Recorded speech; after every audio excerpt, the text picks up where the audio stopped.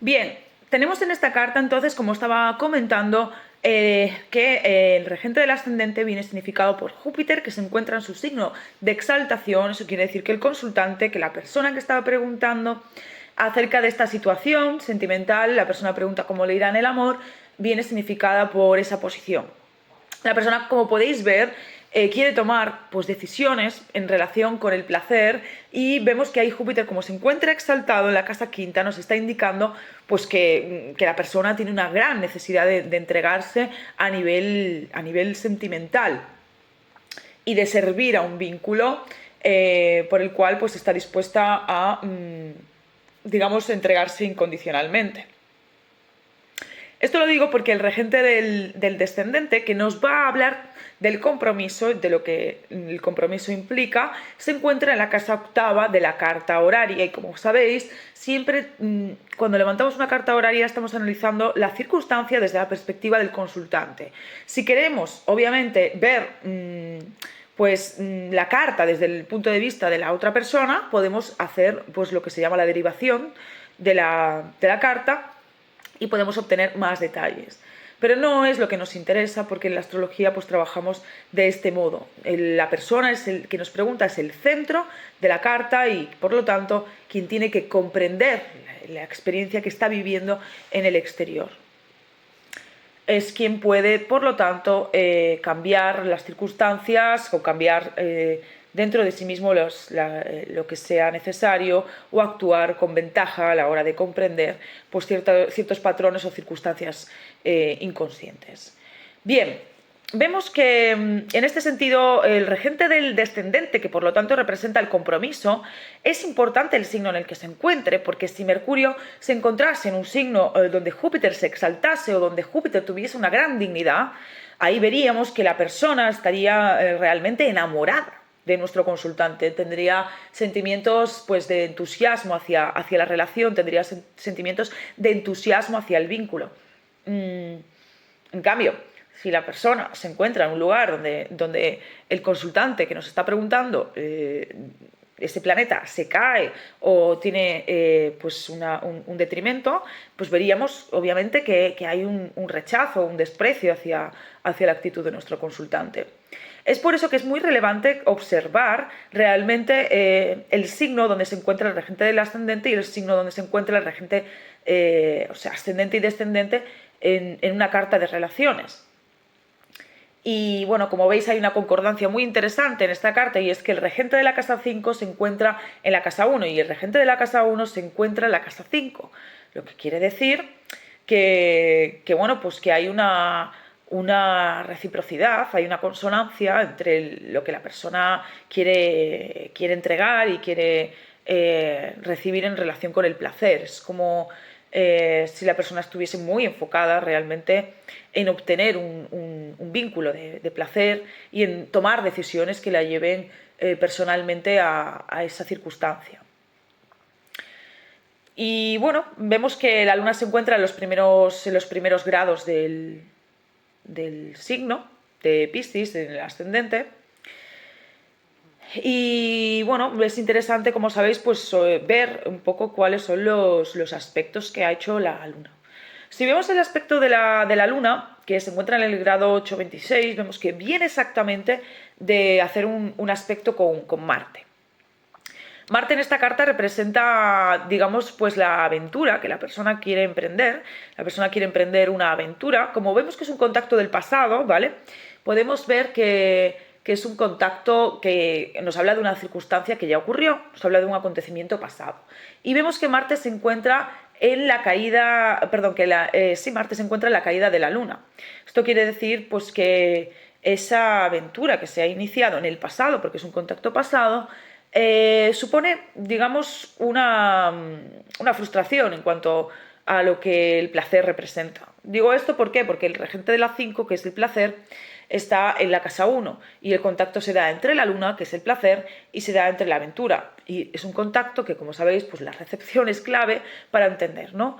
Sabéis que la recepción tiene que ver con algo tan simple, ¿no? O sea, a veces nos quedamos en astrología con este asunto de los aspectos. El aspecto se da por signo, la aplicación se da entre los planetas, pero luego, ¿qué pasa con ese aspecto? Es como si alguien va a notificarte a tu casa, un mensajero de correos, sería la luna, por ejemplo, el mensajero, va a notificarte a casa algo y te da un papel. Vale, genial, te da un papel, pero ¿ese papel es una multa o es que te ha tocado un sorteo de la lotería? Eso es lo que hay que identificar. Que se dé una aplicación simplemente indica que hay un contacto, pero no quiere decir que ese contacto sea favorable, ni quiere decir que sea positivo o que sea fructífero. Todo lo contrario, puede ser un contacto negativo, como cuando te dan una mala noticia o cuando tienes un encuentro desafortunado con alguien, en fin. Entonces, esto nos lo va a indicar, pues para eso hay un sistema de dignidades tradicional que no se puede obviar en astrología, porque entonces no estaríamos haciendo astrología, y para eso podemos entender qué es lo que los planetas pues, sienten de algún modo a la hora de establecer ese contacto cuando se produce, ¿no? Otra cosa indispensable que forma parte de la cosmología tradicional en astrología es analizar, pues obviamente el señor de la hora y el señor del día como primer factor para poder interpretar la carta, ¿vale? En este aspecto hay un asunto muy interesante y es que el señor del día en esta carta tiene que ver con Saturno. Y Saturno se encuentra retrogradando en el ascendente. Vamos a ver también que Saturno es importante en esta carta porque nos habla del último aspecto que va a hacer la Luna. Y como la Luna tiene que ver con la fenomenología de los acontecimientos, aquí estaríamos viendo un asunto que nos va a cerrar o concluir nuestro juicio. Porque cuando estamos haciendo una carta horaria, es importante entender que, bueno, yo estoy haciendo así un vídeo intentando ser un poco didáctica para personas que quieran aprender ciertas nociones de astrología o que quieran tener una visión, de algún modo, de este arte, de poder entender qué es lo que el cielo expresa cuando levantamos una carta cualquiera, ¿no? Pero obviamente hay un protocolo más técnico, ¿no? más formal, unos pasos a seguir y que van delineando la circunstancia. Digo que es como un juicio porque cuando nosotros estamos analizando el señor de la hora y el señor del día, tiene mucho que ver con ese juicio objetivo. Estamos juzgando además el destino de las personas. En este aspecto, cuando hacemos una carta horaria, estamos analizando cosas profundas, estamos analizando la vida de una persona, su destino, y por lo tanto hay que ser muy objetivos.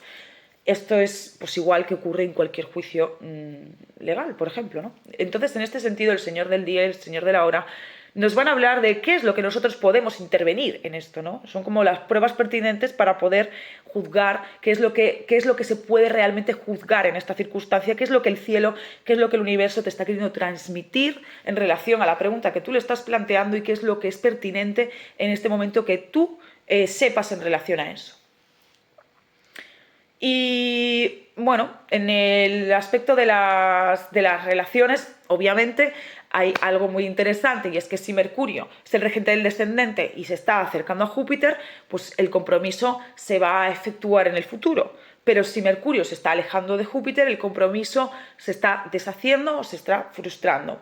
En todo caso, si hay una conexión entre la Luna y hay una conexión entre los planetas a través de la Luna, como en este caso no lo hay, pero bueno, Mercurio y la Luna están en una ansticia, pero bueno, es un aspecto que ahora mismo no vamos a comentar. En este sentido, vemos que tendríamos que ver que la Luna fuese a unir a los planetas para poder determinar que se establece el compromiso.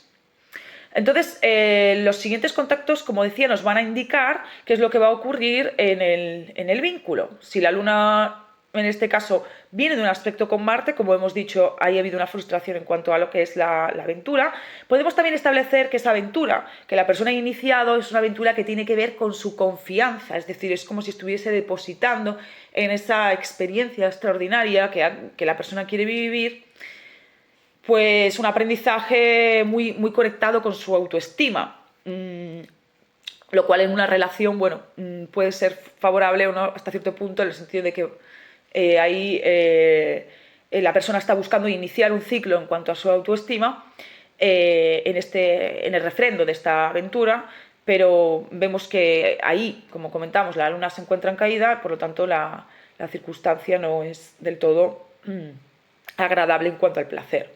Lo siguiente que tenemos es una oposición entre la Luna y Venus. Como sabéis, ahora Venus está en Virgo, está en su signo de caída, porque claro, Venus tiene que ver con el placer,